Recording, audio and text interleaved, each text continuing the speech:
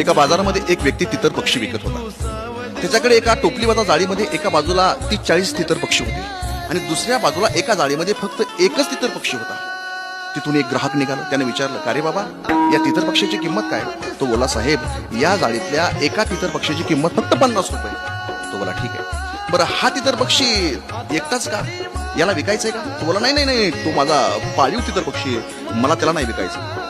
त्याची काय खासियत आहे का बाबा, त्याला वेगळं ठेवलंय? तो बोलतो, हो साहेब, हा काय करतो, एक विशिष्ट प्रकारचा आवाज काढतो आणि बाकीच्या पक्ष्यांना बोलवतो आणि मग बाकीचे पक्षी याच्या जवळ आले की मी जाळं टाकतो, पक्ष्यांना पकडतो, भरपूर पैसे कमवतो आणि मग त्याच्या बदल्यात मी याला चांगलं खायला देतो, याला चांगलं सांभाळतो. असं आहे काय? ठीक आहे ठीक आहे. मग हा तू विकणार का? तो बोलतो, नाही साहेब, तो नाही विकणार मी.